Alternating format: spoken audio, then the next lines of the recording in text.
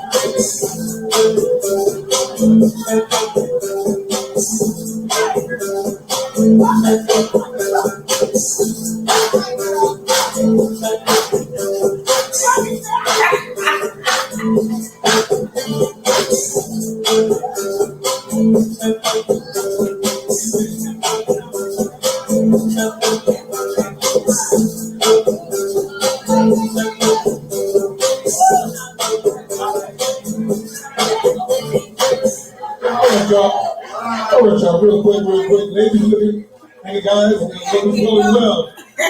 All right, y'all, real quick for the menu.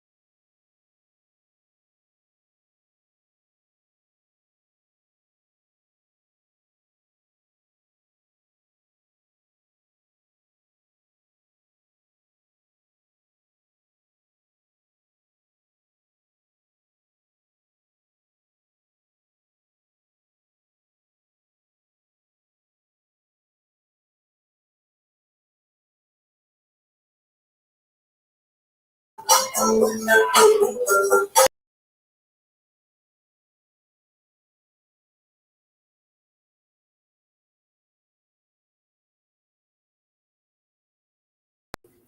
afternoon, everyone. Good afternoon. 6:49 in my neck of the wood. What time is it in your neck of the wood? Oh boy, how y'all been doing? Miss Sharon, hello, Miss Sharon. How are you doing? Sharon, happy. Oh, hello there. And then TKO. TKO. Happy Sunday to you as well. Miss Leave Me Alone. Miss Leave Me Alone ain't kidding, man. She said, leave me alone. Okay, you guys, let me do my house rules. House rules come first, you guys. Y'all already know what time is it. With these house rules, you got to protect yourself with these disclaimers. I don't know where. Okay, it says copyright disclaimer under Section 107 of the Copyright Act of 1976. Allowance is made for fair use for purposes such as criticism, comments, news report, teaching, scholarship, and research. Fair use is a use permitted by a copyright statute that might otherwise be infringing on nonprofit educational, personal use tips the balance in favor of fair use. And everything on my channel is just my opinion and just your opinion and fair use. So today I was looking at the movement that we have going on, and you never would thought that. Look at the Super Bowl with Kendrick Lamar, you guys. It went over a lot of people's head. When he was out there, he was representing his culture, his struggle. That's what that was all about. Now, a lot of people said that, okay, they didn't like him. They just want him to sing and dance with him, dance with them. But the rest of that, no, you stepping on my toes when you talking about reparation, getting African American reparation. 40 acres and a mule was what he was talking about, which is I think it was Lincoln that promised us the 40 acres in the mill, and then he was assassinated. And I believe was it Jackson took over when he was assassinated and reneged on the 40 acres of mill and gave it to Europeans. Yeah, took the land, took all the land from us and gave it to European settlers that came over here, right? So Kendrick Lamar was representing it, and they did not like it. Yeah, so this is what, and then y'all a little bit of Arian over there ratting on Anthony Lofties' channel. I don't believe nobody can interview her like Anthony. Anthony does a good job of interviewing her. He keep her contained to where you at least could understand where she come from, where she coming from. But she would be all over the place if he allowed her. But she's over there now, pissed off at Martell. Y'all know when Martell get her pissed off, Erin is coming out in the public, and she's now saying that he said he waiting on them 5 years. First it was 3 years Melody gonna come back to him. Now it's 5 years. This is the 5th year he said she's coming back to him. And that's when she realized that this man's still waiting on his ex-wife to come back to him. She also pissed off because she said he keeps throwing her under the bus. And always blaming it on the edit. Oh, well, they edited it like that. All right, you guys. So we're just going to go ahead on and get started, right? Let's get started with some of these reactions with the Kendrick Lamar Super Bowl performance.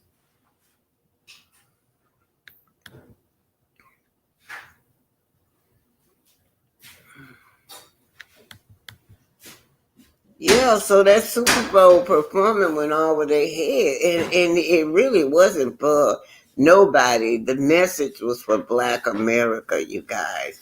It was not for them clear people, and they so used to being included to everything. Today even complain about the dancers. So there was no white dancers neither. They were pissed off about that because they said they were not included. Here we go, you guys.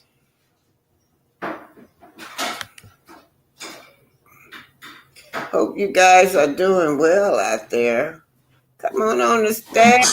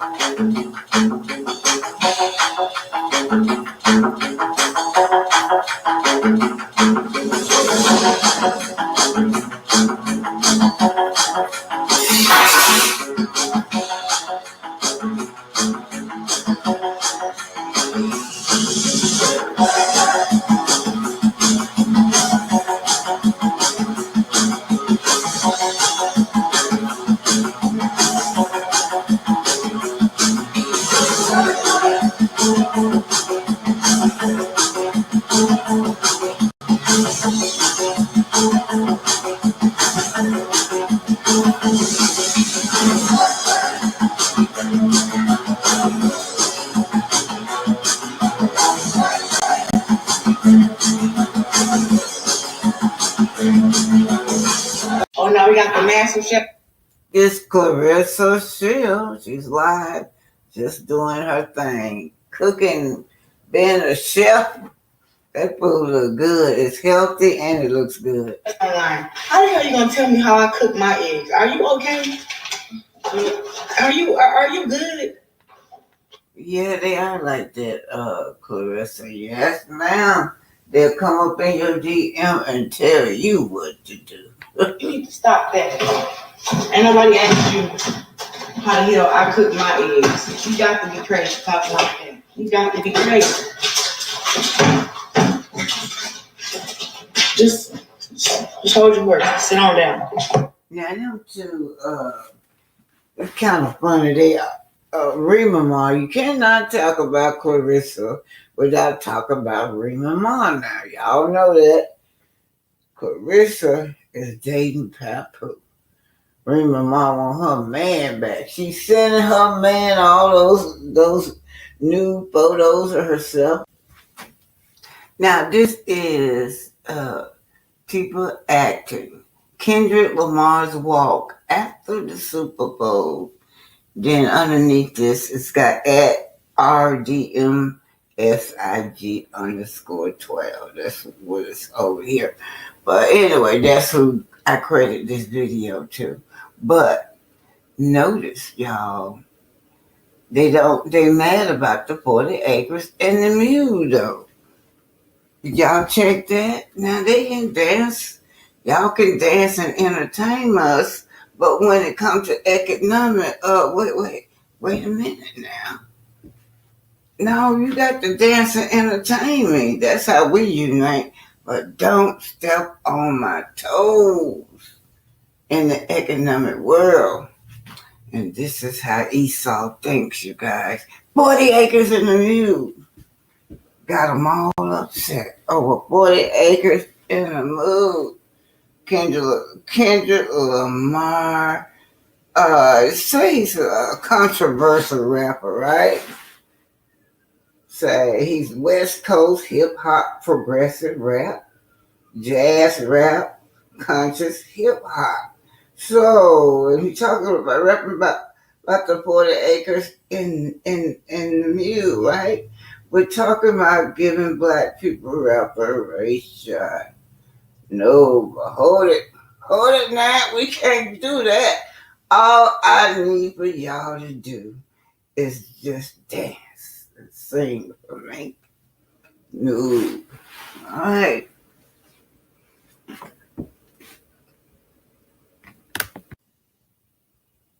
So working on Kendrick Lamar halftime. Now, Kendrick Lamar wants to be true to himself and his rap, how he was brought up, right? So he brought up during the struggles, watching his grandma and grandparents. Who knows the story that grandpa and great grandma been passing along to this child?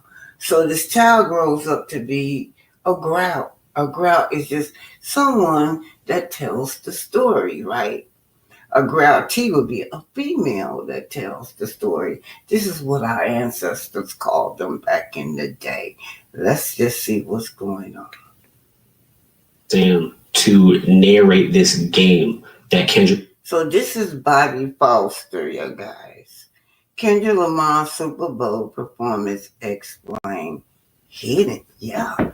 It's hidden. The meaning of what he was saying about the reparation, the struggle that our people went through, hidden.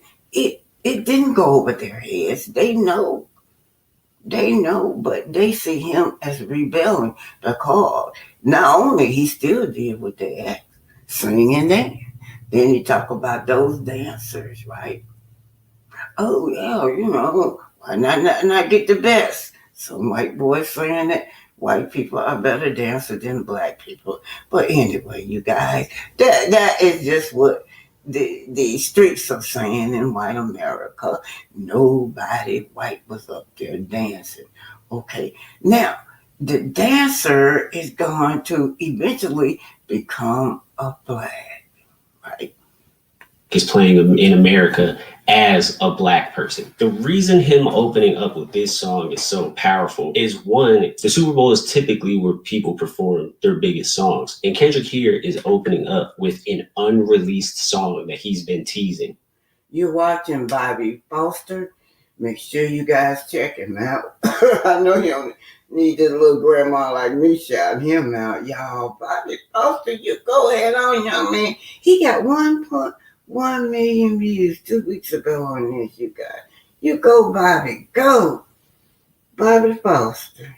So as his fans, we're excited about it. But I do have to talk about the car that he won because it's not just a shout out to his newest album, GNX. GNX is his most recent album, and songs from this album are the majority of the set list that he did. But I want to speed it up. Right here, you guys. It just means authenticity to him. It means one of one. And when it comes to his Super Bowl performance, that is the essence of the show, is him being authentic to himself and his upbringing and his culture. I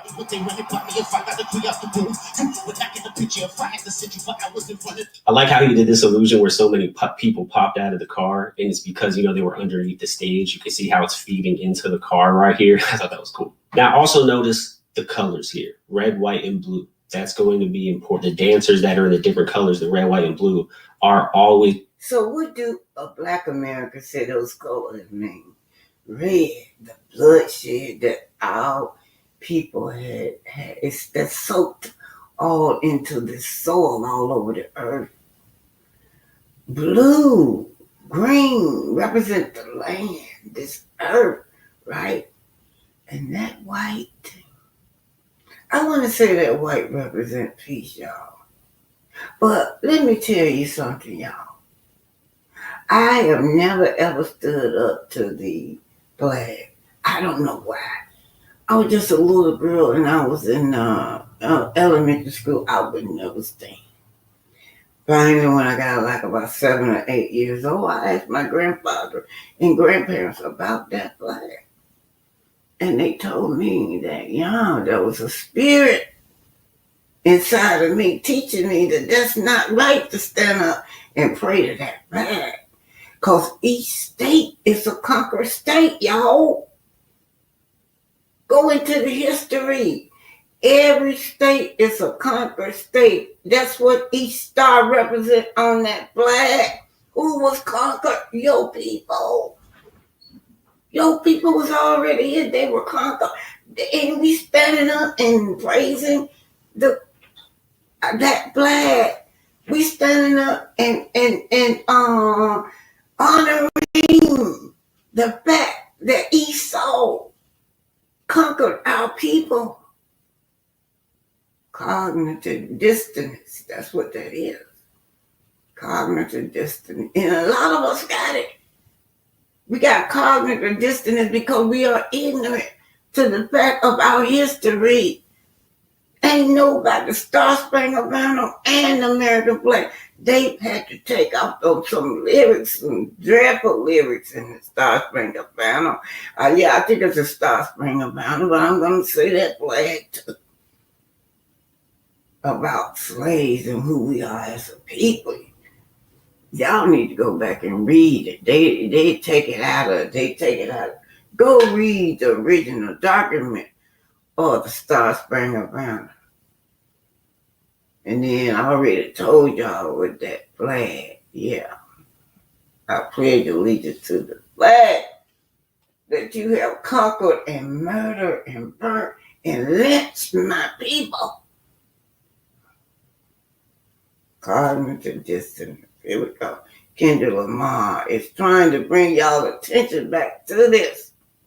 Really separated from each other for the most part. But later on in the show, the colors that the dancers are wearing become a story in and of itself. After Kendrick is done with Squabble Up, Samuel Jackson pops back in. Wow, too reckless, too ghetto. Do you really know how to play the game? Then tighten up. What's really funny about what Samuel Jackson said there is he's representing white America. And it's hilarious that a lot of the critique of the show is exactly what he just said right there.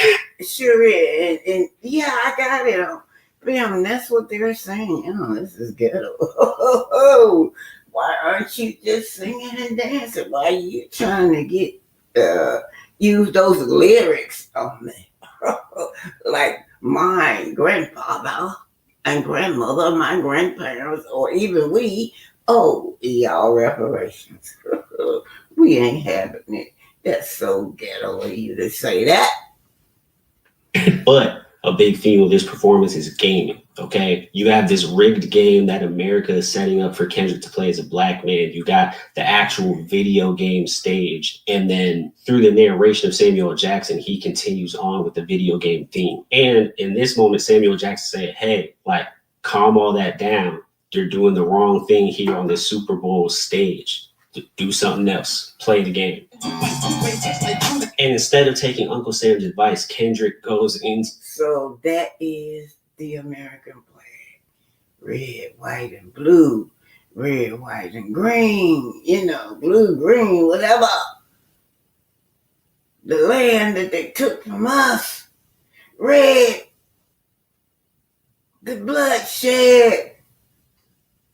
White. I don't know.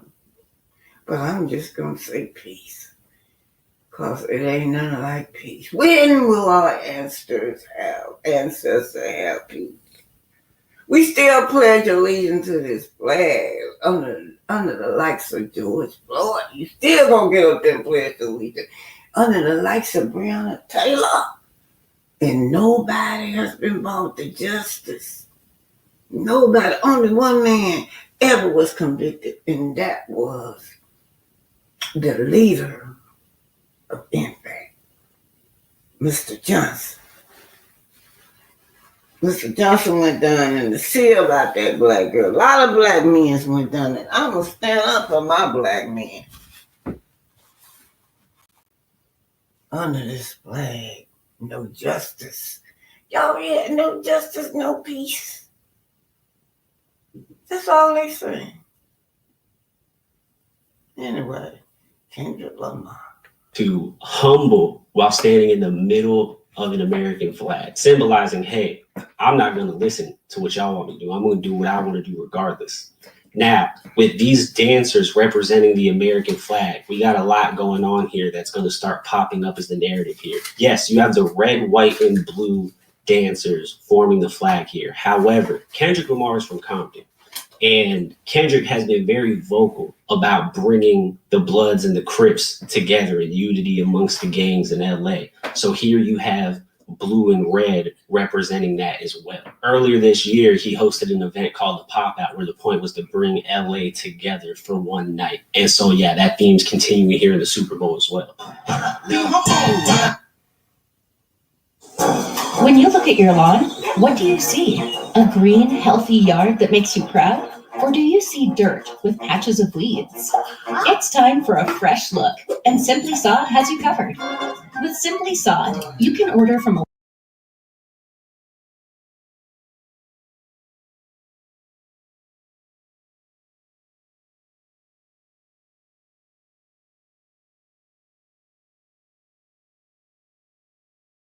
Notice that Kendrick is in blue and SZA is in red. Once again, the unity between the colors. That's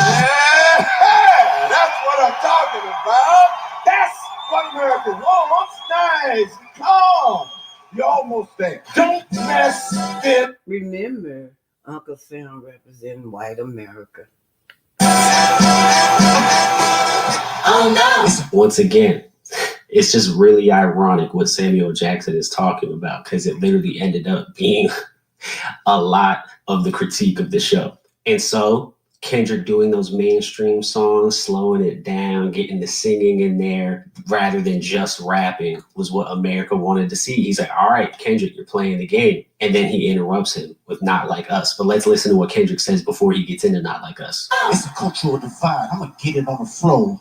40 acres in a mule. This is bigger than a mule. So that 40 acres in a mule reference is obviously a very popular term just in America, but also it's another shout out back to Pimp a Butterfly. That was a repeating theme on that album. It's a cultural divide. I'm going to get it on the flow. And that means a couple things. So in this imagery right here, we see the cultural divide in this imagery of the flag literally being separated and everyone turned away from each other. We also see it in all the dancers currently being segregated prior to this section of the song. And when he says the flow, he's talking about the literal Super Bowl floor, like he's showing that cultural divide, but also the flow as in he's bringing rapping to the Super Bowl. And he knows there's a cultural divide on people wanting rap at the Super Bowl. This is bigger than the music. So here he's telling you, like, this show is not just about my set list here as far as my greatest hits. This show is about the message I'm putting on display here. Yeah, they tried to break the game, but you can't fake influence. So here he's talking about that game that America has black people play. They try to take black culture, but they can't. You can't fake that influence. You can't rig it like that. The idea of rigging what he was supposed to be performing through the lawsuit, like this song I'm about to perform is influential. It brought everybody together. Now remember bringing that everybody together part. Remember when he was talking about walking down Drake with a poker face? Well, now he's literally walking down the field, walking Drake down. This is the first time in the whole show we see all the colors together, random, scattered, true diversity, true coming together, no more separation. The world came together to listen to this song Kendrick put out. The LA community came together at the Pop Out. So the young man breaks it down from a young man mind, okay? So let's not forget, you guys. Red, white, and blue, red, white, and green represent this country, this flag. And there was a symbolism into Kendrick Lamar Super Bowl performance, you guys. And that is, we deserve our 40 acres in a mule. Give us our reparation.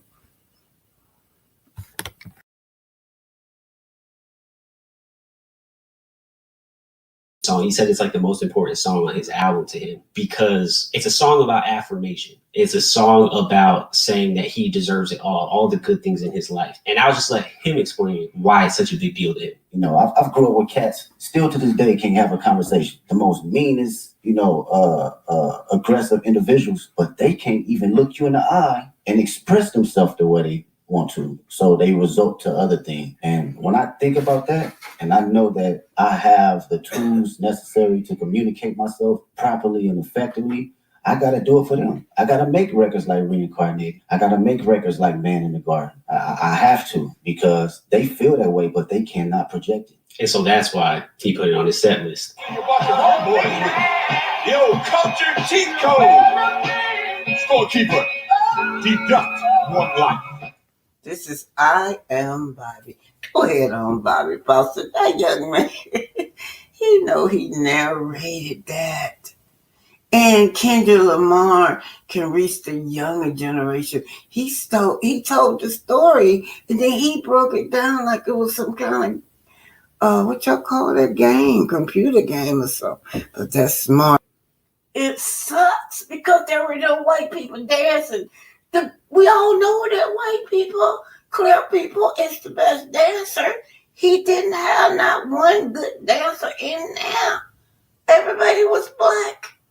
There ever was, because you need people that can put on a performance, like that can actually dance, that can actually do something, not just sit there and rap the whole time. Like, regardless of the game, I'm glad the Eagles won. Like, tired of the Chiefs, not gonna lie, but we need performers, not people that can just sing into a mic. We need people that can dance, that can groove, that can have a performance. It's just like there's not too many.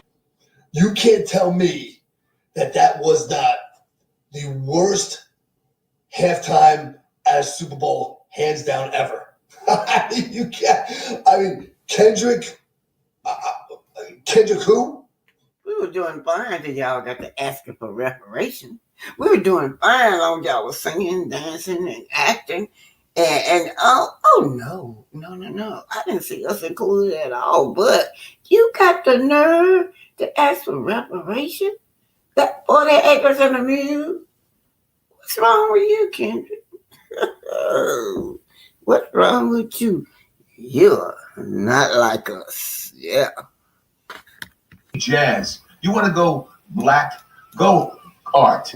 Don't go ghetto. Let's lift the streets. Let's lift these kids off the streets. Enough with the garbage. He's pissed off because of the reparation, the 40 acres and mule that he sung about, that he rapped about. Enough with the garbage. Enough with bringing these kids down into the garbage. Like that's the cool thing to do and this and that. No, those gentlemen that created an art form, a gorgeous art form, those jazz artists, let's propagate that in America. Enough with this bullshit. Who in the NFL hired this act? And Sam Jackson monkeying around. I mean, that's... So, Sam Jackson is a monkey. He called him a monkey, you guys. Let's lift these kids off the streets. Enough with the garbage. He's pissed off because of the reparation, the 40 acres and mule that he sung about, that he rapped about. Enough with the garbage. Enough with bringing these kids down into the garbage. Like that's the cool thing to do and this and that. No, those gentlemen that created an art form, a gorgeous art form, those jazz artists, let's propagate that in America. Enough with this bullshit. Who in the NFL hired this act? And Sam Jackson monkeying around. I mean, that's... So, Sam Jackson is a monkey. Call him a monkey, you guys. I see what he's saying. What I do has got to be something powerful, man. I don't know. I noticed a pattern, so I had to make this video. But whatever the case, Moxie some of y'all approved. was asking me what this shirt means. After these reactions, you should Moxie definitely know approved. what this shirt means. How white, But of course, this is not all. how white people act to Kendrick Lamar's Super Bowl. They say that they were not included, you guys. White people that have a problem with Kendrick's halftime show. It was just a particular portion of them PFDs, if you know what I'm saying. And guess what? I'm gonna put this out there. I understand where they're coming from. Now, when they had all these country artists going up for halftime,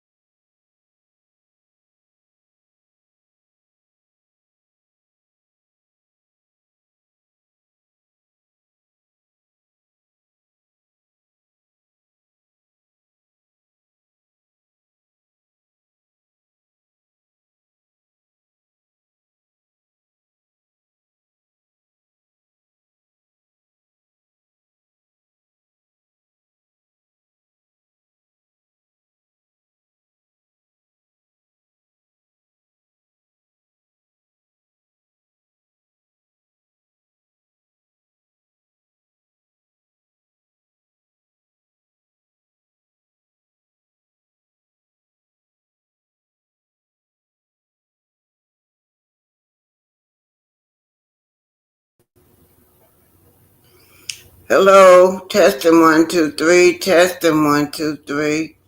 Can y'all hear me? Cause I did. It had froze up on me, and I apologize. Can y'all hear me now? With some technical difficulties. Can y'all hear me? Okay, so we're talking about reparation, you guys.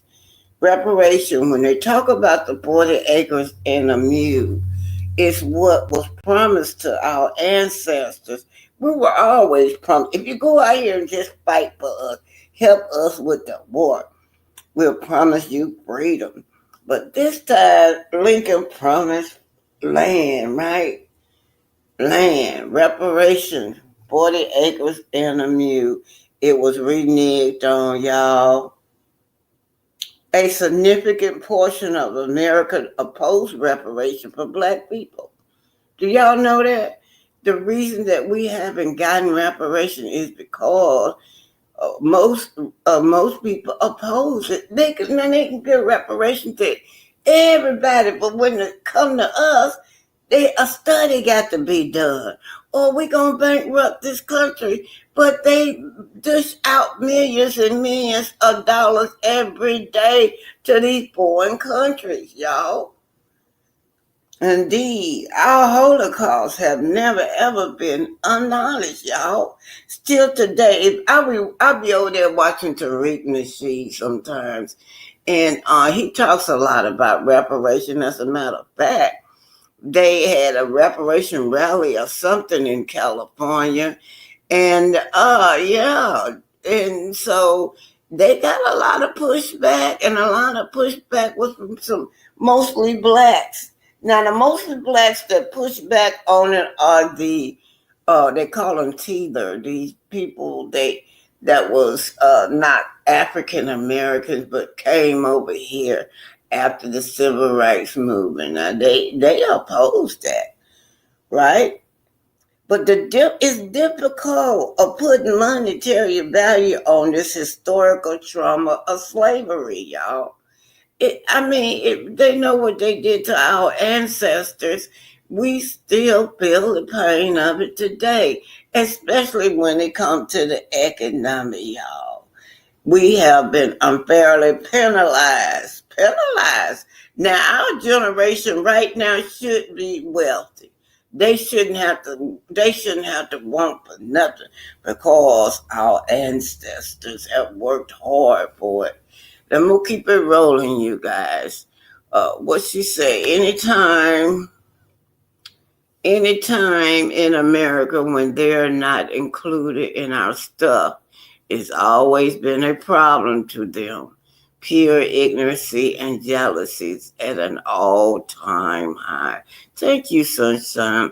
I love it when you guys talk back to me. Yes, Sunshine. And uh, they just want us to sing and dance and play ball and entertain them all the time. That other caller was talking about the jazz artists. Well, those jazz artists was very, very, very vocal back in the day. They were very vocal in the civil rights movement. They not only that, they funded a whole lot of stuff for Martin Luther King. A lot of those jazz artists. That's how Martin Luther King stayed afloat, cause they were dishing out money for the cause. So uh, so the reparation has been given out to everybody. And I'm telling y'all, this Biden administration have reached out to Afghanistan. I don't know why they were giving them reparation. I can name so many foreign peoples that they have given reparation to. I call it reparation, you guys, because they come over here and get all these funds. Okay, let me keep it moving, you guys. And thank you, Miss Sunshine Renee. When Kendra Lamar was up there singing, that was not for them. It was for us, right? So they got in their feelings. They started attacking the dancers. One man even said that the best dancers, let's see which one this one is. One man said that the best dancer he didn't even choose, and he was trying to say that Caucasian people are better dancers, and that's who should have been up there at least dancing for Kendrick Lamar. So here we go, you guys. On this one, you'll see where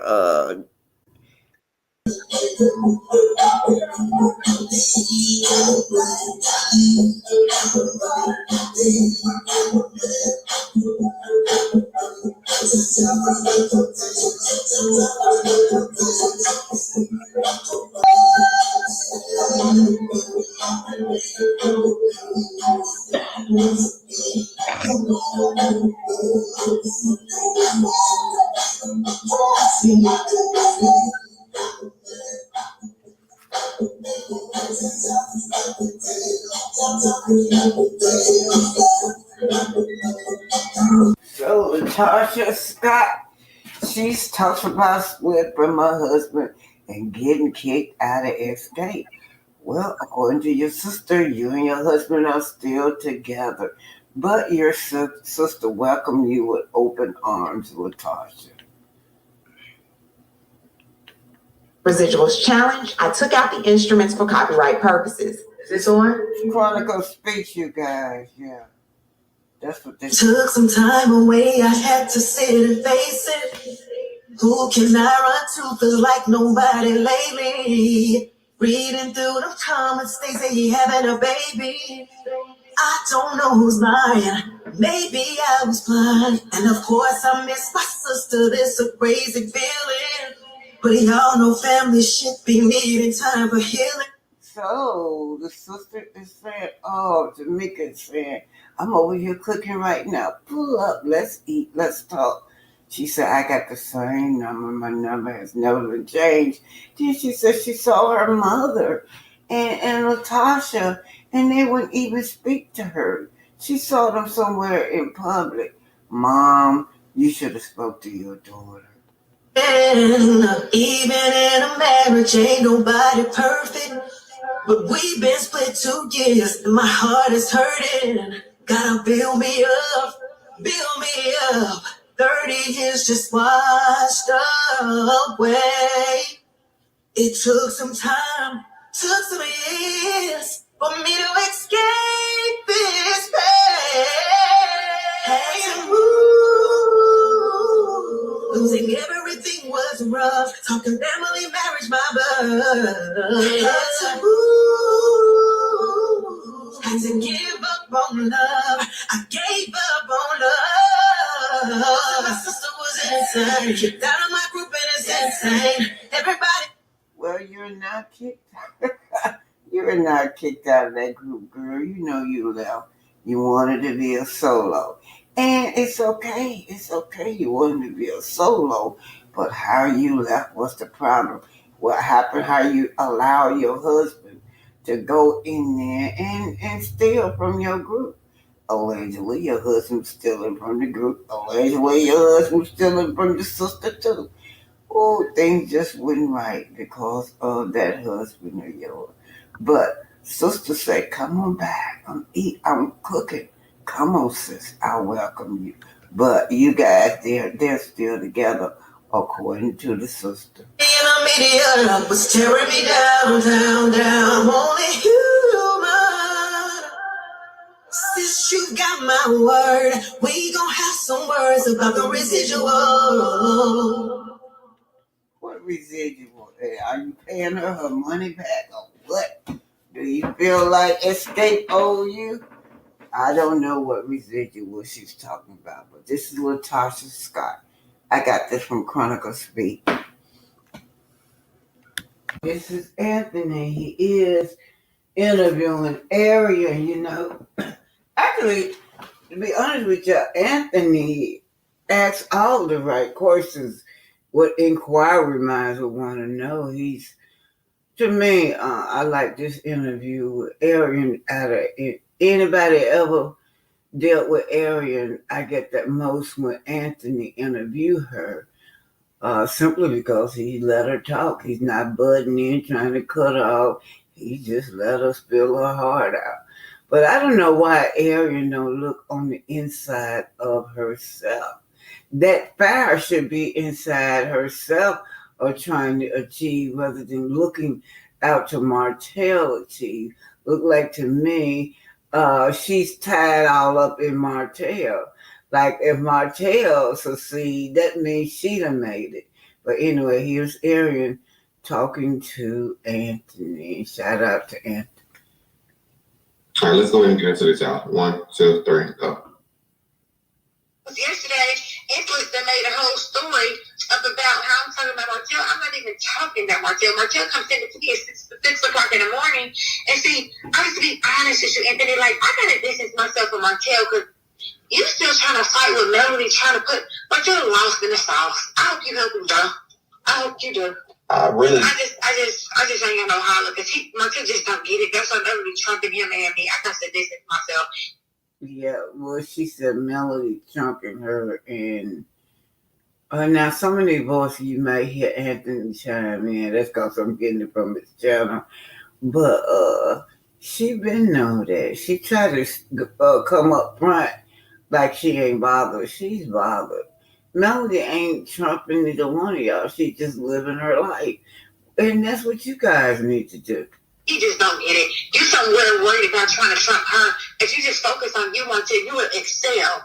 You're the one who played into that storyline for so long.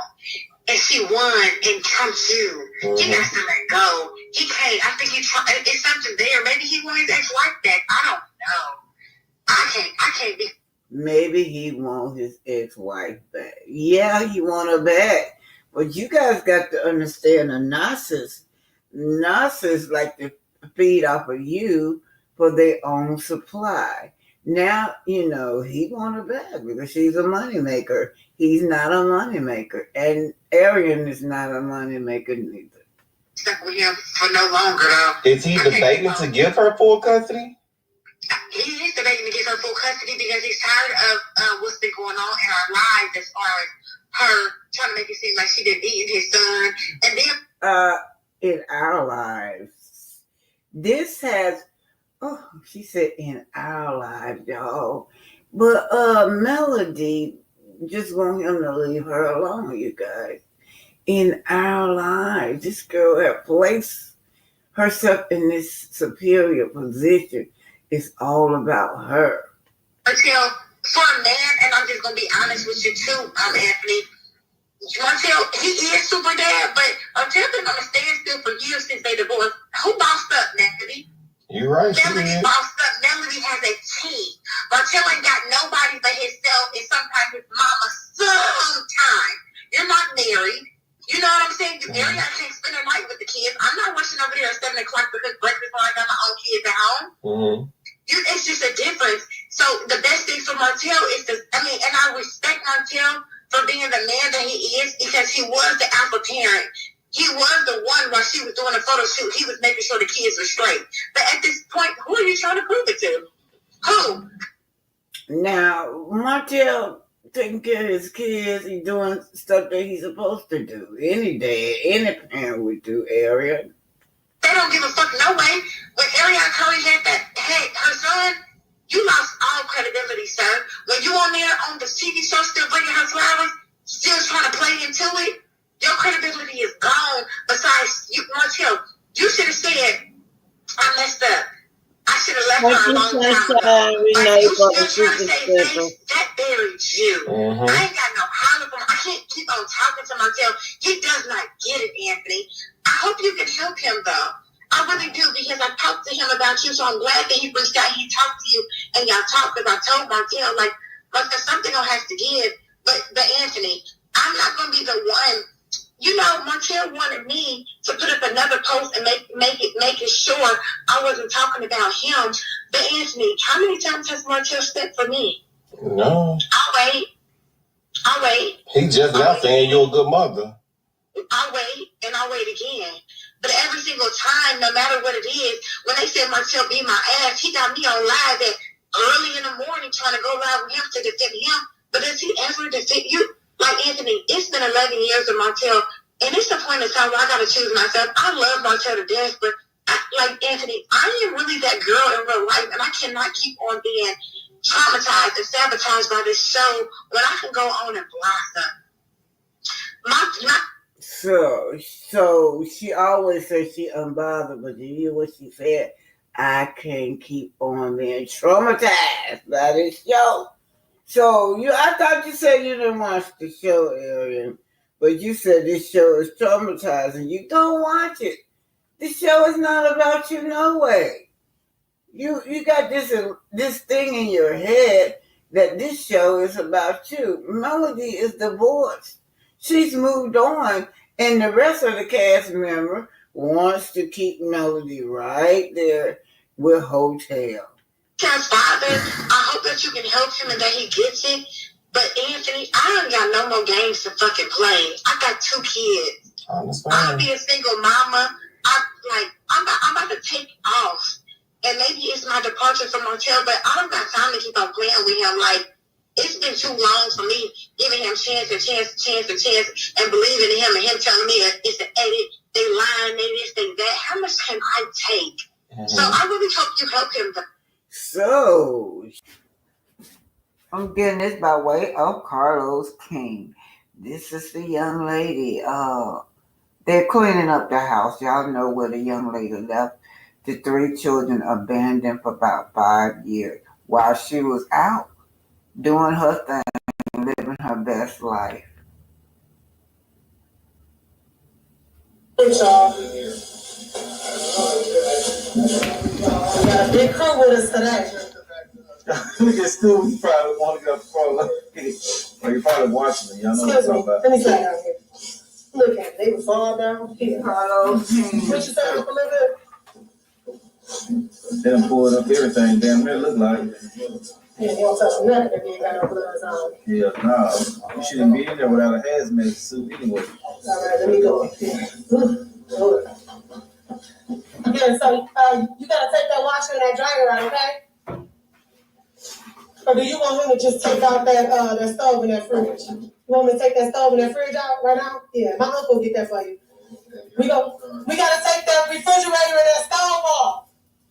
We gotta take it out. We gotta put it to the curb. It ain't no more good, Damn, look at the wall. They shouldn't even try to be ain't no cleaning that. Look at the refrigerator. Damn. You can't clean that, baby. You gotta take that out. Oh, Lord. Had to cut some of this out. It's too much. They ain't without no mask. I'll go get you some. I'll get you some. Oh, man. Pull this from the bottom of my shoe. Please pull this from the bottom of my shoe, y'all. I think it's a nail. Oh, Lord. You see see it? Is it off? Yes. Look at the flow, Y'all need man. some ass? Is it like black? Let me go get a box. Black You got something, Dave? I know that. I know. They ain't good people. They ain't got no mask on either. Y'all pick it up off? We need that refrigerator and stuff taken out. But I'm gonna keep it honest with you. If everybody finna be standing around, they gonna have to go outside. Cause I ain't come for that. Oh, I'm man. ready to work, baby. They can't be standing around. Okay. Okay, it's Carlos. Not you. I know you ready. So about everybody else. She should just came back when they were finished. We gonna start off by taking that stove and everything. It's Carlos and The y'all. replacements on that. And just to clean up to she should be there cleaning, let her see how they were living. Yeah, why ain't the mama there cleaning, huh? But I know she in jail right now, but make her butt go and clean up.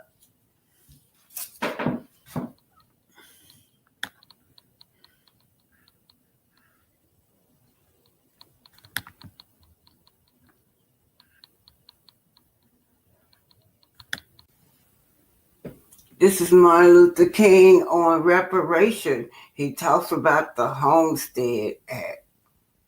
At the same time that America refused to give the Negro any land, through an act of Congress, our government was giving away millions of acres of land in the West and the Midwest, which meant that it was willing to undergird its white peasants from Europe with an economic floor. But not only did they give the land, they built land grant colleges with government money to teach them how to farm. Not only that, they provided county agents to further their expertise in farming. Not only that, they provided low interest rates in order that they could mechanize their farms. Not only that, today, many of these people are receiving millions of dollars in federal subsidies not to farm, and they are the very people telling the black man that he ought to lift himself by his own bootstraps.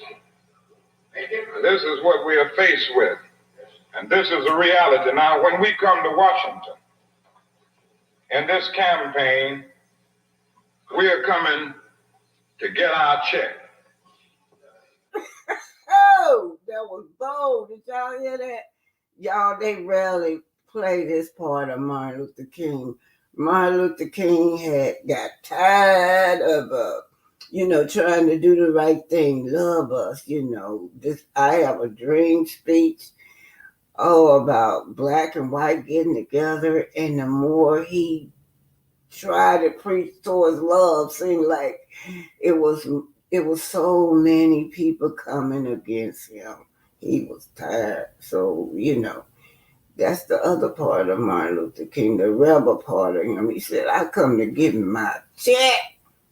That's right. Come to get my check. I got to play that over, y'all. Now, when we come to Washington, in this campaign, we are coming to get our check. Cut the check. Cut that check.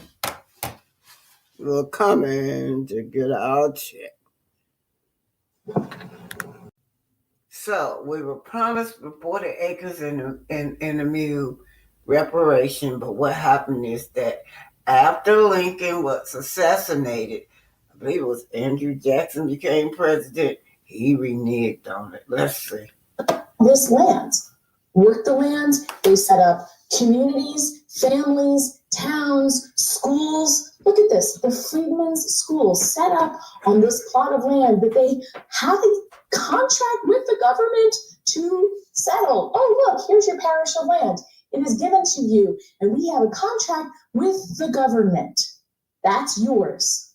Everything was going great until President Abraham Lincoln is assassinated. Andrew Johnson, this little bitch, takes over for Lincoln, and he is a Confederate sympathizer. He was on the side of the literal bad guys. The KKK was already causing problems in the South. They were raising hell. They were harassing people. And Andrew Johnson gives in to the pressure of these white supremacists, and guess what? Reneges on all of the contracts that had already been lawfully given and signed to people to settle in this area. So people had been given their 40 acres, given their mules, had set up towns, set up schools, were thriving until a new administration came in and changed fucking everything. Who does that remind us of? I know there's a lot of discussion on farmer talk right now about the federal government reneging on contracts. Well, there is a precedent for that in the United States. Andrew Johnson did that with 40 acres and a mule. He reneged on reparations for formerly enslaved people. And it looks like the new administration is up to the same thing. My father was murdered by a white farmer who was not prosecuted. I made a commitment on the night of my father's death to stay in the South, which was not what I intended to do, to stay in the South and devote my life to working for change. In 1969, civil rights activists Shirley Sherrod and her husband Charles founded New Communities, one of the first community land trusts in the country.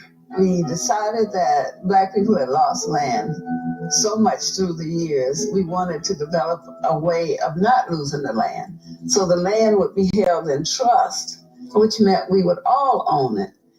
But then the opposition from white people, you know, there were times they would shoot at the buildings. They did everything to make sure we were run off that land. To intimidate you. Yes, we had a pretty big farming operation going until we ran into droughts in the 70s. So it forced us to go to the local USDA office to try to get an emergency loan like all farmers were getting. The guy said, "You'll get a loan here over my dead body." Really? Yes. Put us into a 3-year fight just to try to get a loan with continued drought and not having the money needed to operate the farm in the way that it should have been operated. So essentially you all were squeezed out of ownership. Yes, there were programs that they should have been offering us, which would have given us a chance to save everything. You know, one of the lines that has become clear to me, and shout out to Twins Hangout Kenya. Lamar's performance last night is 40 acres and a mule. And that line is particularly potent for many Black Americans.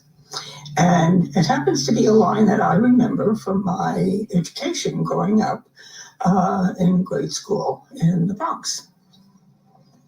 And I vaguely remember what it was about. It was something that was promised enslaved people.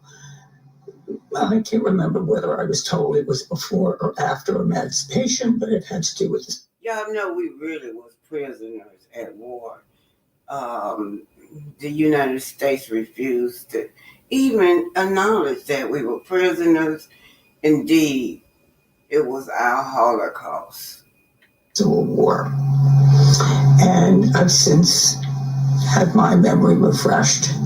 And it was something that the federal government promised enslaved people that they would get, and it would help them get a head start. But as with many promises given to Native Americans, they didn't come through. 40 acres in a mule, this is bigger than the music.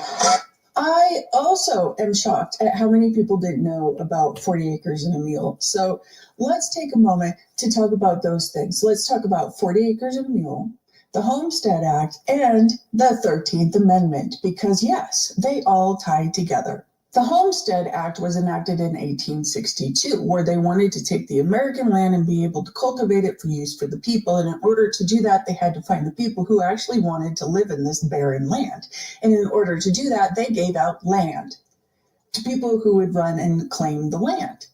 The Homestead Act made sure that we were able to cultivate affirmative action for clear people, for Esau.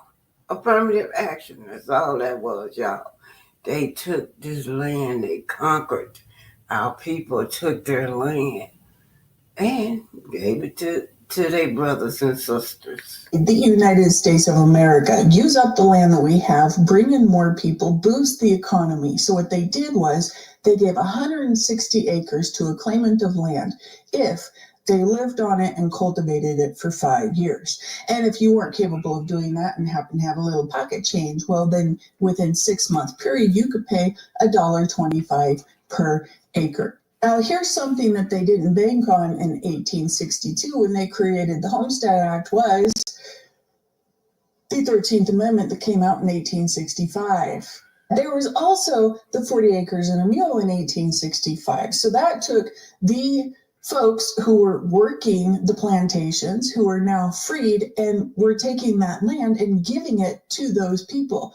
You work the land, you can now have it. We have taken over Confederate America and we are giving it to the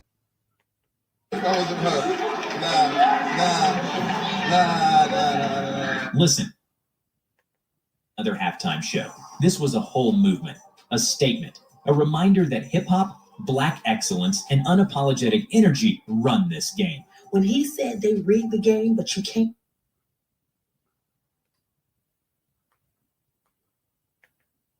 Kendrick had the ancestors, the aunties, and the whole TL tuned in. And just when we thought it couldn't get any blacker, boom, Samuel L. Jackson walks out as the realest Uncle Sam we've ever seen, looking like he was ready to audit America for all that's owed. And don't get me started on Serena. Sis came out smooth, hit her little crip walk, and walked off like, y'all know I stay winning. Meanwhile, MAGA fans, they were sweating harder than a pastor at a family reunion. But forget them. This is about Black culture. Black Twitter TL was on fire, and today we're diving into how Black people reacted to Kendrick's halftime takeover, the bars, the energy, and what this moment meant for the culture. Let's get into it. The first solo rapper to headline a Super Bowl delivered a performance rich with symbolism, some of which may have been missed on first watch. So I'm gonna read these comments to y'all. Let me move. Some of the comments are saying, I knew when he said the revolution is televised and it's right time, but y'all picked the wrong guy. There was a message. Yeah, what's a message? Let's see if I can get this to y'all can see this, okay? Then the next says, I want to know why most people under the age of 40 don't know who Uncle Sam is. There is so much people miss. That this was an incredible event because we didn't teach it to our children. That's why. Bloomer said that halftime show qualified as a college something. But anyway, you guys, this is a lot of people speaking out. Let's see what it says. I never watched football or Super Bowl. My husband is a big fan, and he called me into this think pod room to see halftime performance. And then LaShawn says, man, Kendrick was so epic. My 13-year-old daughter cried. Now, if she got what he did, what the F is wrong with those who didn't? They don't want to know. And then Marion said, when hip-hop is done right, it is a beautiful art form. Thank you, Kendrick. Kendrick Lamar, I am your elder, and I approve your message. Absolutely Black, excellent. I'm 71 years old. At first I cheered, then I cried. I go and watch again and again, cry and cheer interchangeably in the words of my grandkids. Community, stand up. Take care and protect our own at all costs. We are not victims. Love us. Thanks for the reminder, Kendrick. Best halftime show I've ever seen. This Black people speaking out. Where is our reparation? Give us our 40 acres and a mule. Dr. King speaks about it. Now, my sisters and my brothers got the message that Kendrick Lamar was doing. He was only representing his culture. Here you go. Wake up. That halftime performance was a message. He did that for us. Now, some of y'all missed the message because y'all was too busy talking about Drake, okay? Listen, when he said the culture was being divided, 40 acres and a mule, do y'all understand that that was a promise that was never fulfilled? You wanted that performance to have been about Drake. You want to highlight A minor, which was a minor part of the performance, because that Super Bowl halftime performance was not about Drake.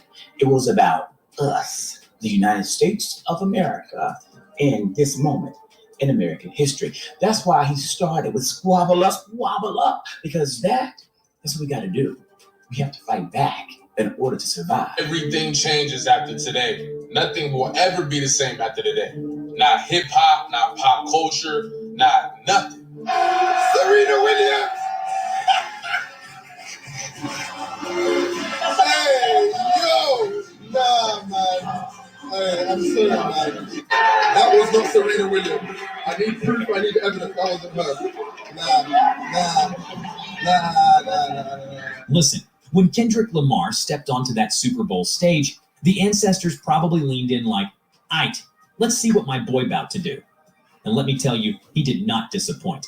This video is all about Black people reacting to Kendrick Lamar's Super Bowl halftime performance, and let me tell you, the culture showed up. This wasn't just another halftime show. This was a whole movement, a statement, a reminder that hip-hop, Black excellence, and unapologetic energy run this game. When he said they rigged the game, but you can't fake influence, when that man said the revolution is being televised, when he had the U.S. flag full of Black and brown people, and then it divided, when that man said it is bigger than music, he also told y'all to turn the televisions off, and y'all didn't understand it. Y'all kept watching. Listen, Kendrick understood the assignment, and he said, right time, wrong guy. They not like us. Listen, I need my people to get it together, because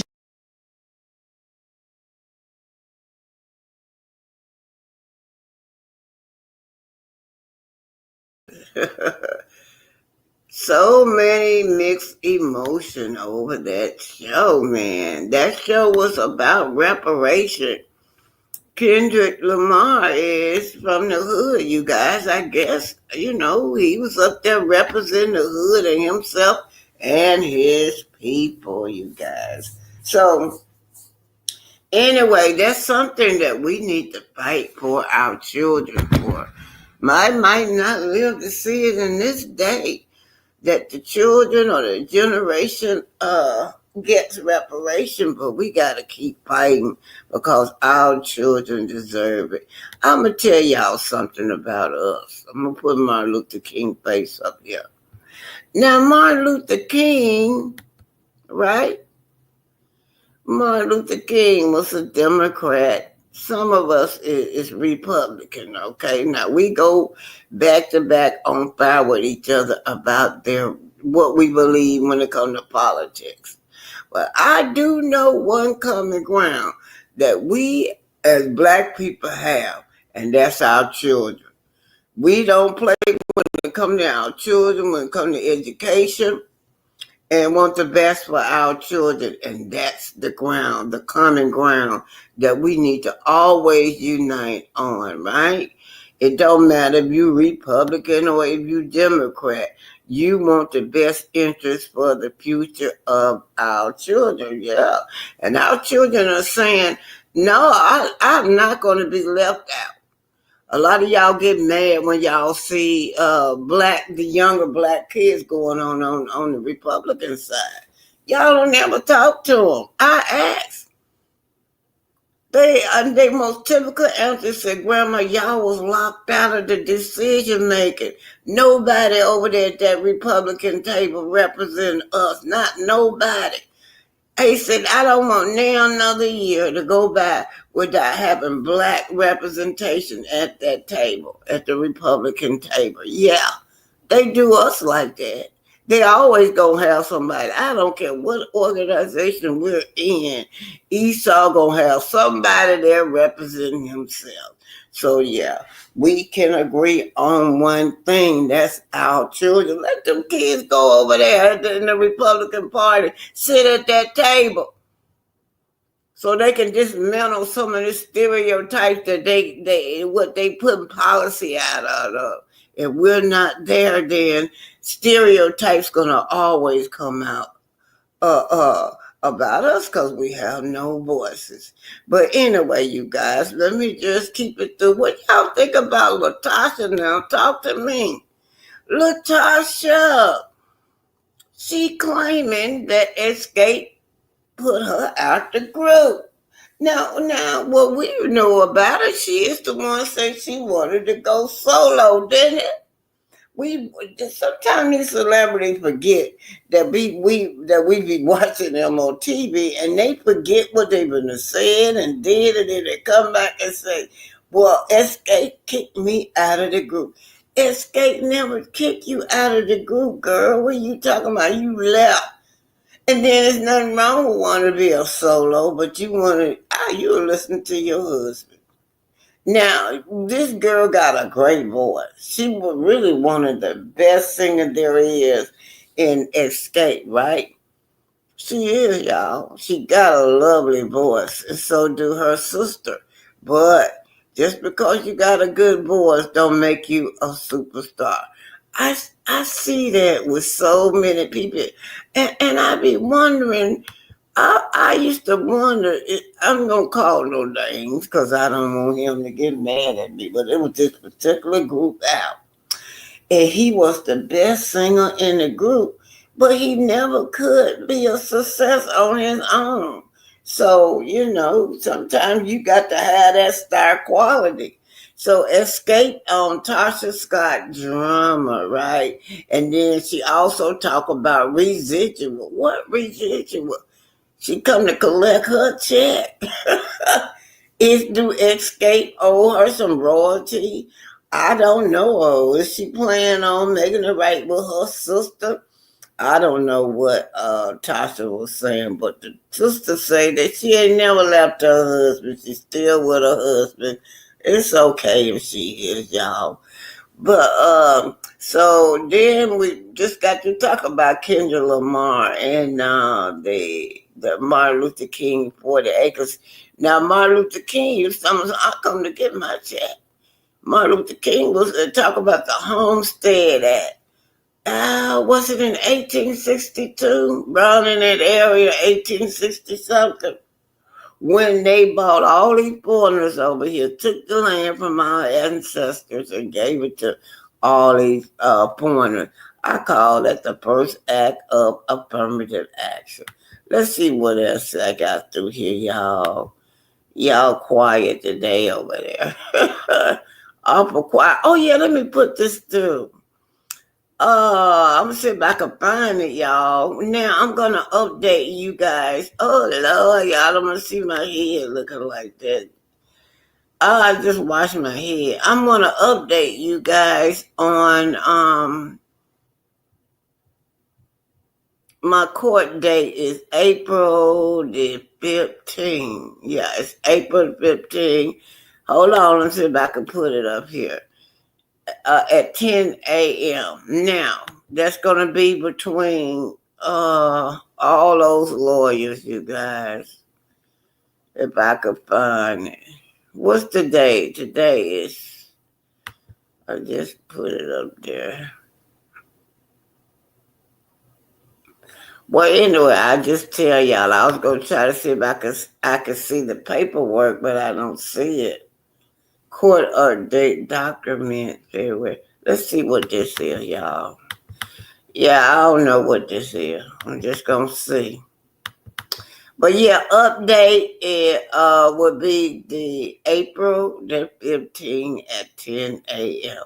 Now that's gonna be on network. I don't think I got it here, but anyway, court update documents on Kingdom Reign, Maurice. Dr. Kid exposed closet not.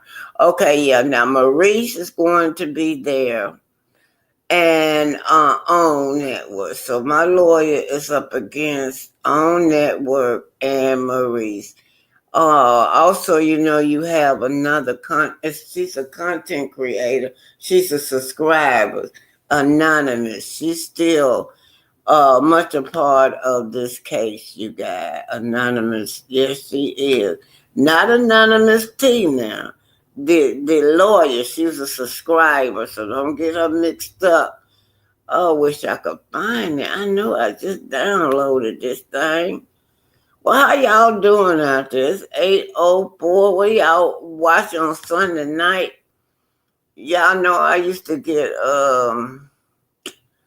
wait, I don't know where that thing went to. Yesterday at 4:35. I was trying to find the document. Escape court, Patron Apollo. Oh Lord. Let me see what this is, y'all. If this ain't it, then I'm just gonna leave it alone. Okay, no. Okay, I can't find it. I was trying to find the documents and show y'all the documents of that court case, right?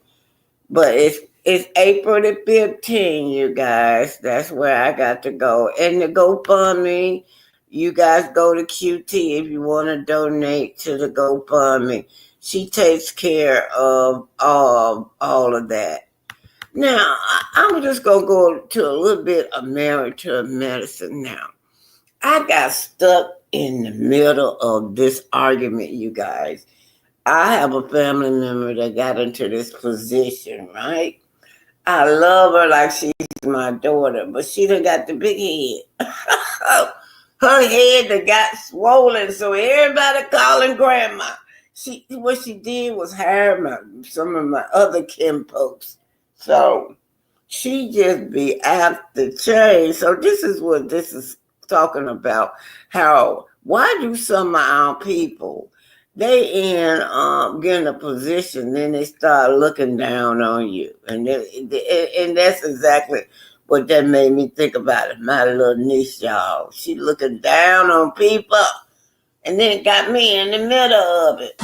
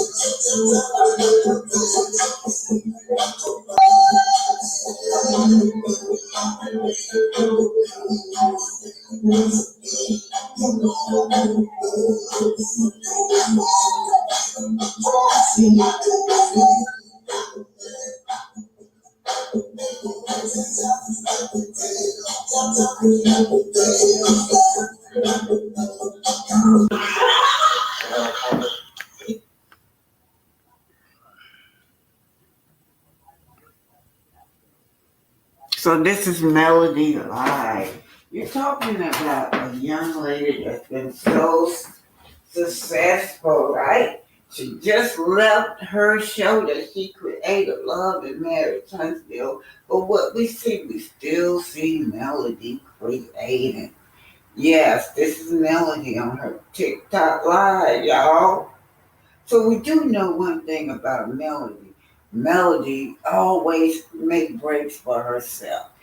Big breaks. I mean, I'm talking about creating and always keeping herself busy.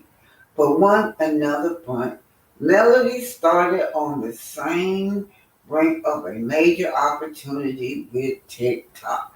Yes, right? She has this major. She's recently shared an emotional moment with us, expressing her gratitude for the incredible things happening in her life. Melody announces that she has been signed on to a TikTok agency thanks to the support and the growth of her platform. So Melody is doing great things, you guys, right? We see that she just keep on being a positive person, right? Yes. But Melody also state that she wouldn't be uh she's gonna be the face for TikTok, right? She's gonna be the face for TikTok.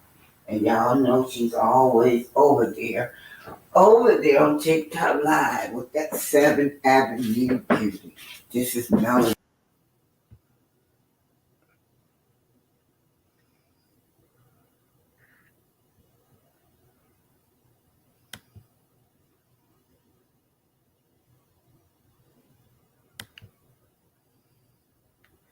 Well,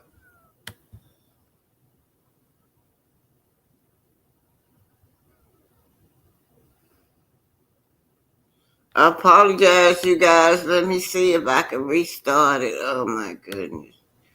Dang, just stop in the middle. Okay, I'm going to remove it and put it back up there. All right. Just bear with me. Technical difficulties. Yeah.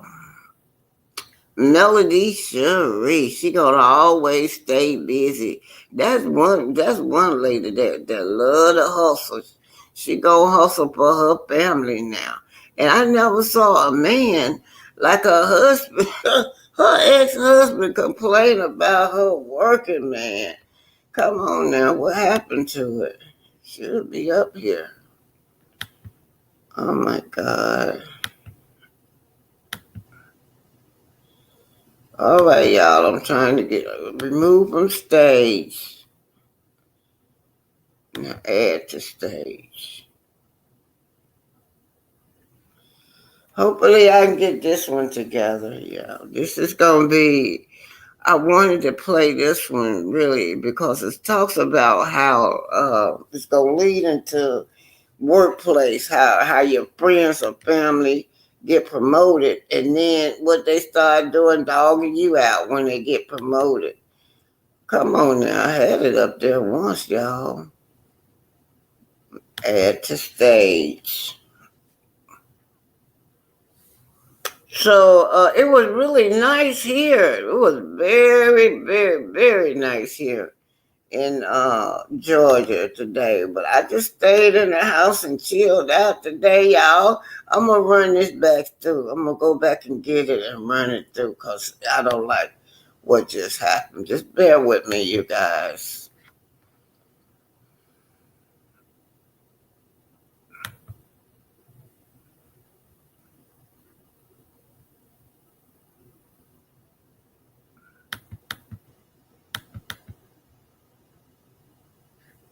So that married to medicine, man, they getting to be like they are loving hip hop over there, all them old folks over there, y'all. I be watching Married to Medicine and them ladies, they just at each other's throat. Leave me alone, listen.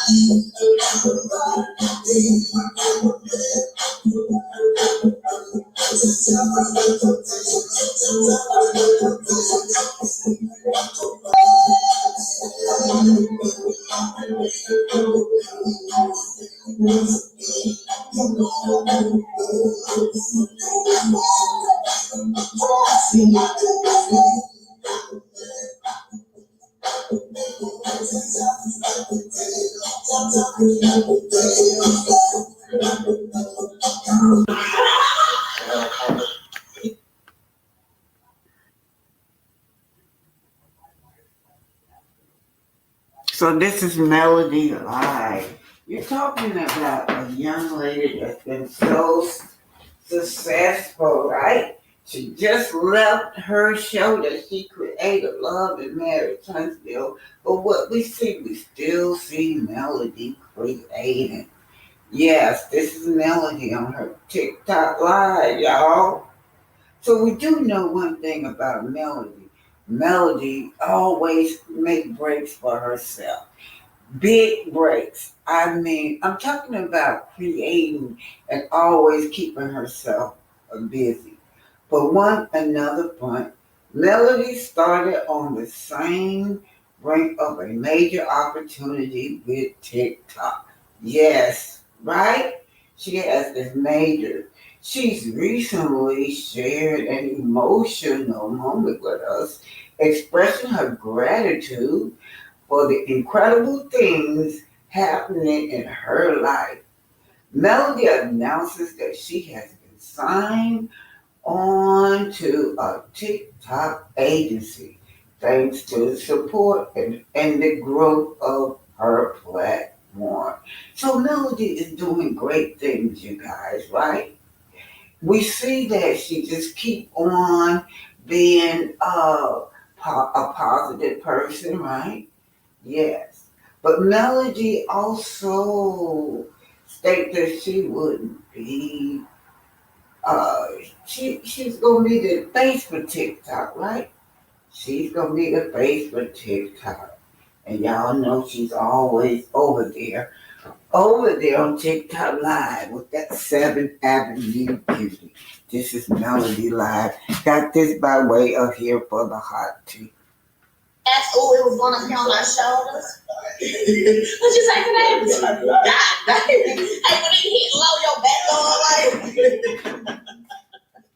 does. When that little part go out in the low back, you be like, oh. Oh yeah, I said, oh, ouch. Yeah, that's Jaden's house to turn the intensity down. Oh my back. Y'all still only got a minute left. I don't care how much you talk. Yeah, it was heat for us, was Deborah. Yeah, I had a sheet right beside it too. Mm-hmm. And Bill had a blanket. I had a blanket, yes. Mm-hmm. I had my blanket on me. I was good and warm and good and comfy, and I went to sleep. I was one of them people sending y'all sleep. That's all Miss Deborah got here late. I don't know.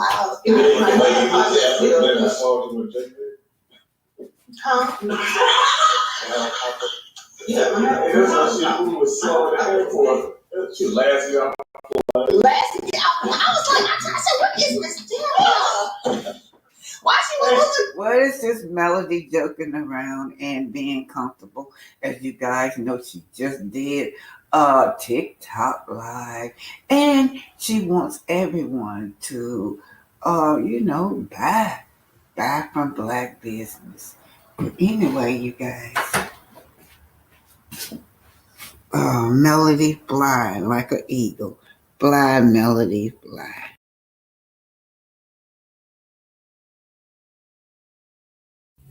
So y'all know I'm quite interested in following the story.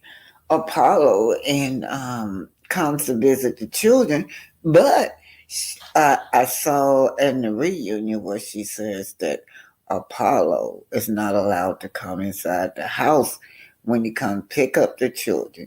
But anyway, this is her words. Apollo's not allowed in my house because I don't want that energy in my house. She shared in a confessional, this is Phaedra, We're trying to successfully co-parent, and he's crazy. Yeah. So when you're dealing with these crazy people, sometimes you have to set boundaries. Now, this is Carlos. He's standing outside. He's visiting. You guys can just listen. And anyhow, Toya, I feel like Toya was just being messy. She gonna gaslight Phaedra and tell her she seen Apollo with his ex, with his new wife, and Phaedra got feeling a certain kind of way about that new wife because she said that when she was pregnant with with the last baby, Apollo was messing around with his now new wife. So woo, we have a little triangle here.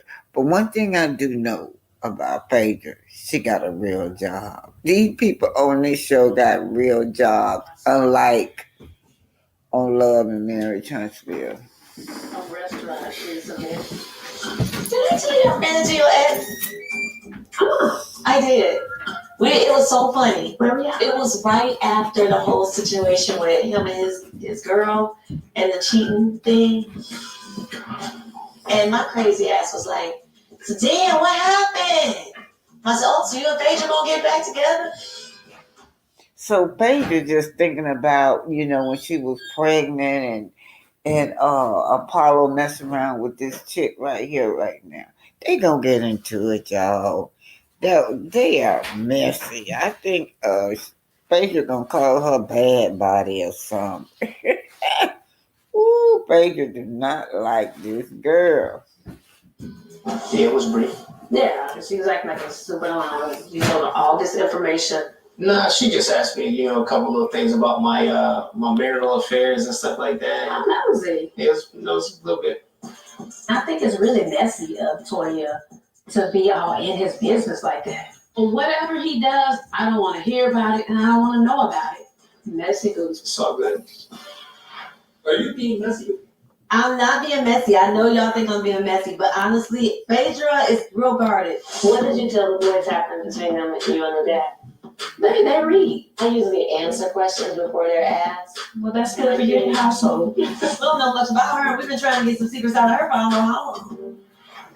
Yeah. All right, well, I gotta go. Wish me luck, and call me if there's an emergency. But so Toya bringing up that stuff that they're divorced, but what she doing is gaslighting Phaedra because Phaedra don't like that girl that he married to because she felt like they came into their marriage.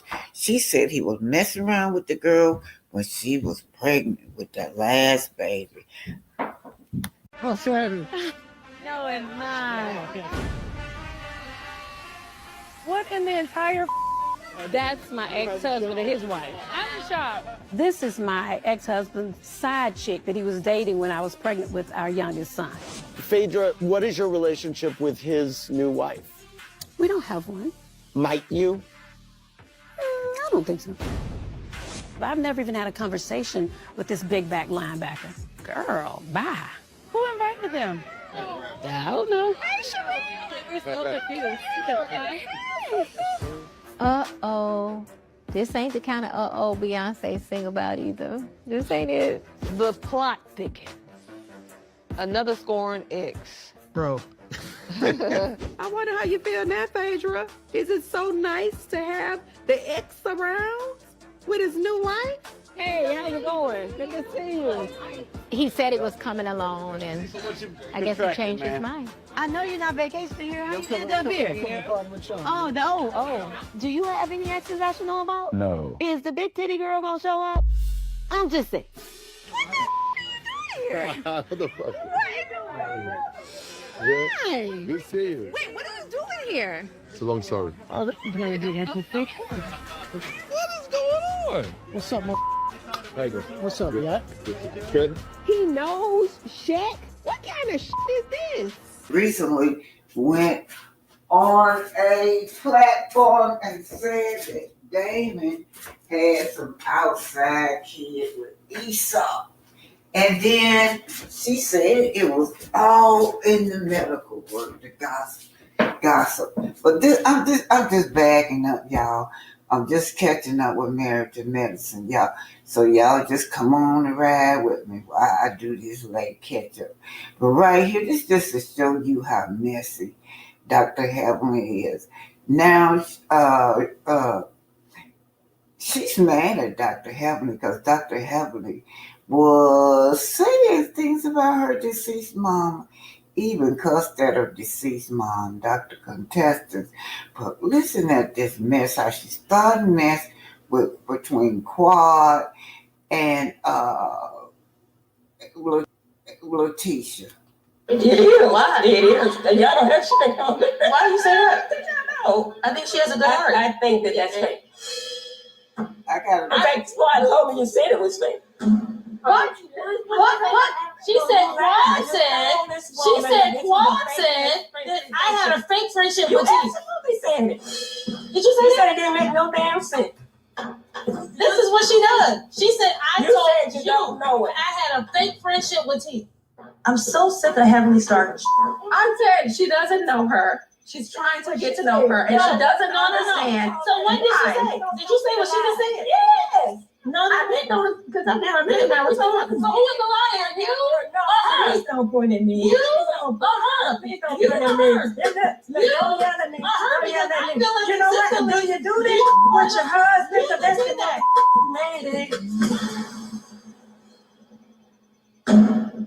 Anyway, Quad did say some things, but she did apologize to her. Let's see what Quad said. Dr. She is really off. We ain't got no food yet, and I'm feeling like we ain't gonna get to eat tonight. You were imitating me. T, I need your attention for a second. I did mimic you. I mimicked you on your voice. Some of that stuff that Paul said, some of that stuff, and Quad is right about two things.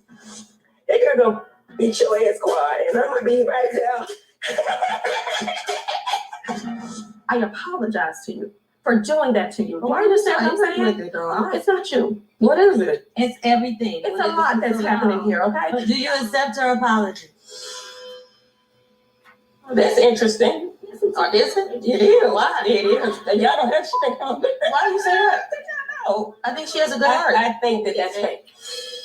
In fact, Squad told me you said it was fake. So What? She said Quad said. So she is starting gaslighting everybody at the table. That's Dr. Heavenly, y'all. And she went as far as even saying and cussing at Dr. Contestant deceased mom. Dr. Deceased Contestant is very hurt over there. But Dr. Heavenly is sitting at this table. Now she's gonna start some mess between Sweet Tea and her husband X and Contestants, all three of them. So she gotta knock this mess down. She gotta be messy. That's Dr. Heavenly name. She said Quad said that I had a fake friendship with you. You absolutely said it. Did you say that? It didn't make no damn sense. This is what she does. She said I told you don't know it. I had a fake friendship with you. I'm so sick of Heavenly Stars. I'm saying she doesn't know her. She's trying to get to know her, and she doesn't understand. So what did she say? Did you say what she just said? Yes. No, I didn't know because I've never been there. So who is the liar? You? Please don't point at me. You? Please don't point at me. Don't yell at me. Don't yell at me. You know what? Do you do this with your husband? The best of that.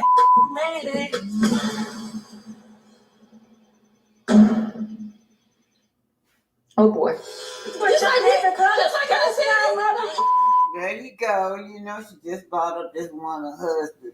So now she upset with Dr. Contestant because Dr. Contestant went somewhere else on a talk show or said, well, Damon was messing around with one of Esau's daughters and got some babies by him. And Heavenly is very upset over that. Oh God, here we go. Now she's talking about her husband. Heavenly's one of those people. You cannot fight fire with fire. Get mad at your mother. Get mad. You bring fire and bitch, she brings an atomic bomb. It's Dr. Helen Messy. This is the African Diaspora's news channel, you guys. Y'all check them out. But this sister calls out the black elites who think they're above their own. We're going to talk about these secrets in our community, things that we do to each other. Listen at the sister. Irritates me is certain black people that when they get into a position of power, they all of a sudden feel like all other black people are beneath them. They treat them with no respect. They are harder on them than they are on the folks. And they're so nice and cozy up to the folks, and they're all sweet and warm and fuzzy with them.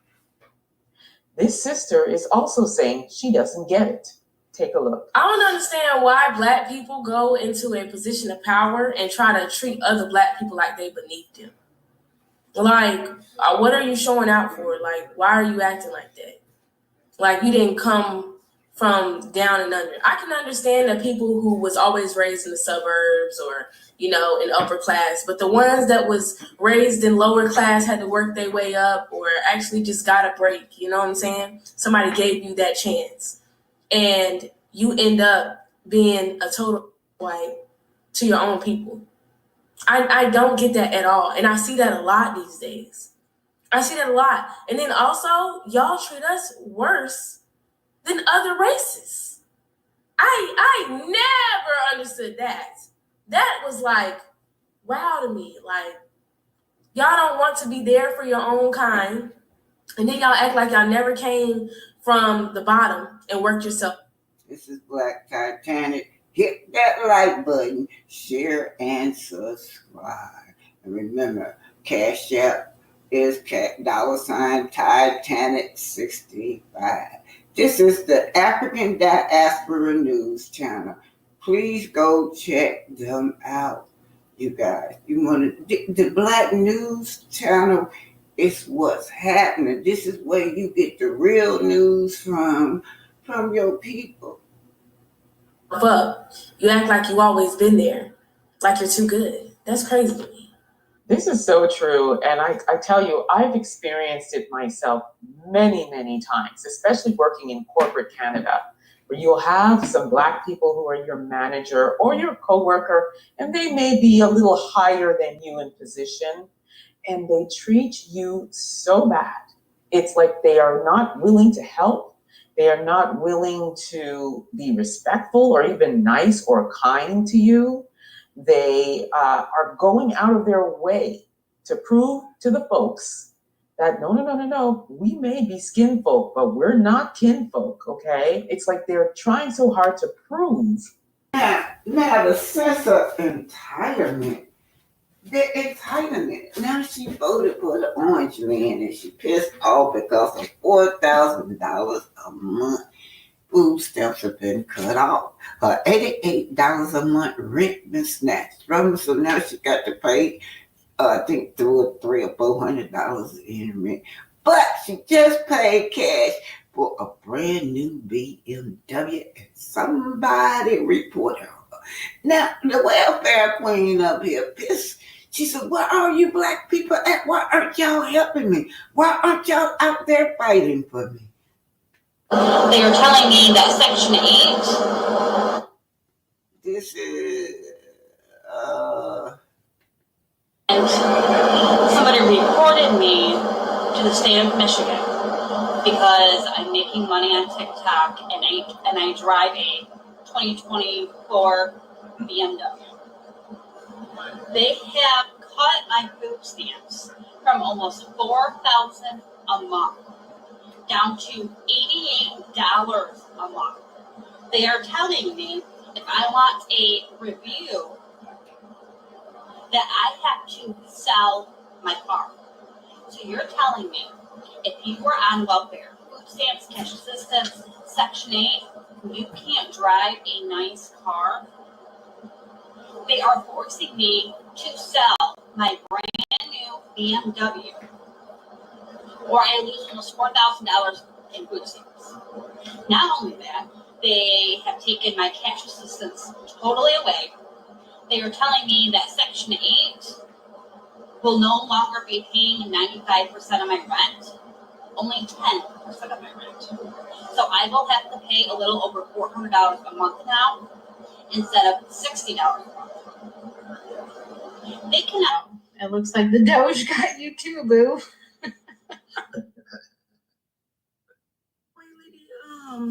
Who was a Trump supporter and now all her stuff getting cut off because they cut her food stamps. She was getting $4,000 in food stamps. I've never. Now I ain't got no kids, but I ain't never. And then on top of that, because she's getting money from TikTok, and she bought a 2024 BMW. And they said, you got to take that back. Then they cut off her cash assistance. I said, oh, wow. And then they take her Section 8. And it was just so crazy to me because she had no teeth in her mouth. And I was like, they really fucked y'all because they really had y'all thinking that it was going to be us. They really had y'all thinking, like, how did you forget that you're on the government assistance? Stupid bitch. Nope. So black women is setting this one out, you guys.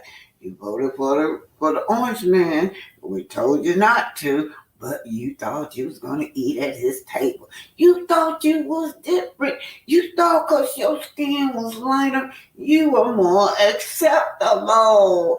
But let me tell you something. The welfare queen, black women have always been the face of this. Anything to do with welfare, affirmative action, Section 8. But the reality of it is, y'all, it's not us. It's not us. You know they always got a strategy in the boardroom. The new minority after the civil rights movement became Esau women, right? So Esau woman is the one that gets all the benefits, not us.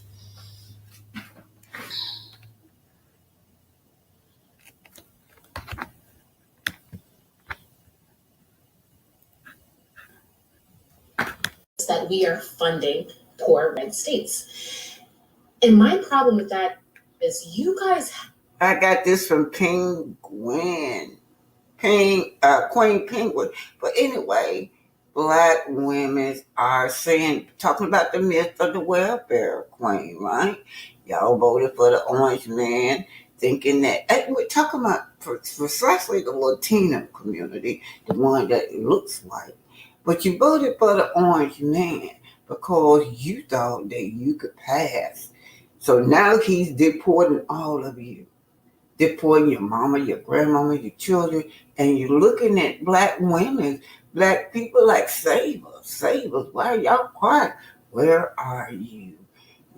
As the fact is, Trump won off the Latinos vote because you thought you could assimilate. You thought you could eat off of his table. You thought he accepted you because you was above the black people. Now, you look down and turn your nose down on my ancestors. You look down and turn your nose on black people, right? But you want us to stand in front of you and protect you while you put your foot on our neck. And then when you put your foot on our neck, we're the ones that got you over here. It was the civil rights movement. Where were you? Where were you during the civil rights movement, black, the brown people, right? My people was the one out there getting humiliated, dog syndrome, sent to jail, getting beat. This civil rights movement, right, then allowed your people to come over here. Your people come over here and gave us their butt to kill. Black people always standing in the forefront fighting for everybody. Black and Latino, black and brown, black and Asian. But we never hear y'all say that. The opposite. Y'all never stand up and defend us. Well, some of you said, well, I saw some Latinos in Black Lives Matter. Guess what they did? They set up shop in our community, put up posters and pictures and cups, sold those things with the black men faces on them. And what did they do? Took that money back to their community. So no, we're going to sit this one out, and I'm loving it. The black women have power. They said, we're sitting this one out now. Y'all said that y'all wanted the orange man in office. Y'all going to have the orange man in office. So now the orange man told y'all he was going to deport y'all. Now you want black people to help you to do something about it. Now look, y'all, I vote independent. I just love this movement. I love seeing young kids fight.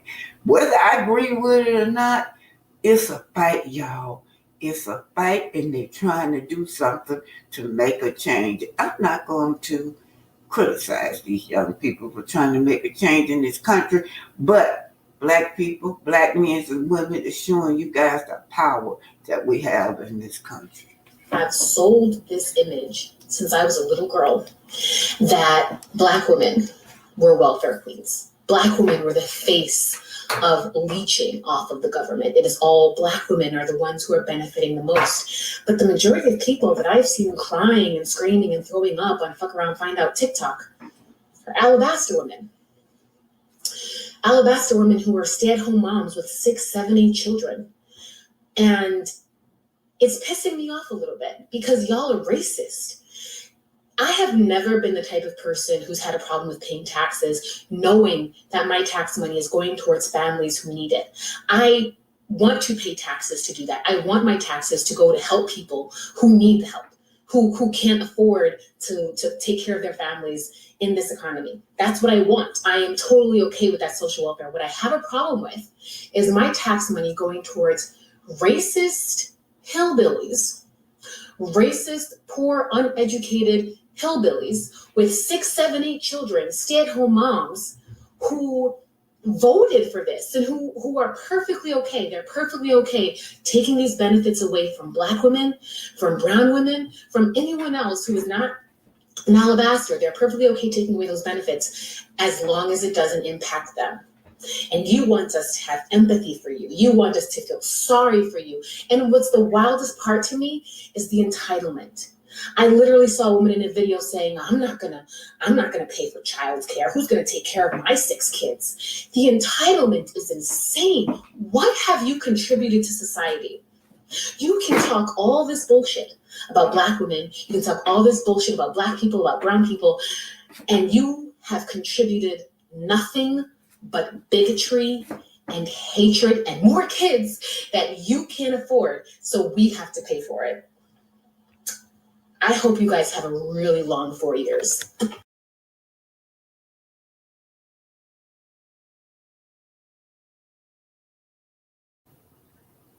All right, you guys, how do y'all like that? We're exercising our power, right? For ourselves this time. Black women are saying, we're going to sit this fight out. You guys go on out there and protest by yourself. We're going to sit this one out. So, black women is realizing that we have been at the forefront of everybody fight. Everybody fight. There we are supporting them. But when it comes time for our fight, they're nowhere to be seen. And I'm so glad my sisters and brothers are waking up towards this, you guys.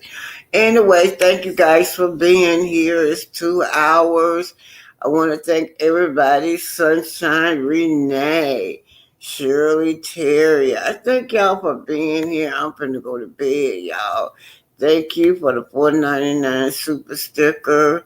Miss Sunshine, Renee. Remember, you guys, y'all go over there and help with the GoFundMe now. Now, this is how this is working with the GoFundMe. This, what we're paying for now, is the first payment that we did was with Maurice. Now, OWN has been brought into this case, so the lawyer has to be paid for OWN Network. It's not going unnoticed. This is about the most important thing we can do for ourselves is bring attention to own network and the toxicity of love and marriage Huntsville cast. So all of that is going to be outlined. They have been put on notice. On network have been put on notice about everybody in that cast, every last one of them, on down from Carlos. And I did find out that Carlos is just a producer, y'all. Kingdom Reign is not part of On Network. People always say, why don't y'all sue Kingdom Reign? But Kingdom Reign is not, I don't know what Carlos did, what kind of arrangement he made with On Network, but Kingdom Reign is not a part of On Network. So when you talk about suing, you have to sue On Network. Carlos has been demoted to just an ordinary producer. He's no different than Sonny or Melody. We're going to name these producer or that run amok us, right? He is no different. He's been hired on as one of our own producer, y'all. That's it. Anyways, y'all, so be looking out. I will be back on with more updates on the trial, you guys. I'm so tired. I'm tired, y'all. Every time it's time for me to go to court, I get depressed. Yeah, y'all don't see a lot of me because I just be depressed about going back and forth in court with this man. Anyway, thanks to True T, and I keep telling y'all, had it not been for True T, a whole lot of y'all subscribers would have been in court too, or if you wouldn't have been in court, your ID, your identification would have been compromised like mine was. So he was not merely going after the content creator, he was going after the subscribers as well. Because with the subscribers, this is who's on trial today. One content creator, which is myself, one subscriber, which is Anonymous. Now, it just so happened that Anonymous is a real lawyer. He probably wouldn't have never picked it. He would have known that that's what he was getting his ass into. He wouldn't have never picked that chick because that chick got him busy. Shout out to you, Anonymous. I think about you all the time. Hopefully you can be in the courtroom with us this time. See y'all later, y'all. Thank y'all for being here. See y'all later.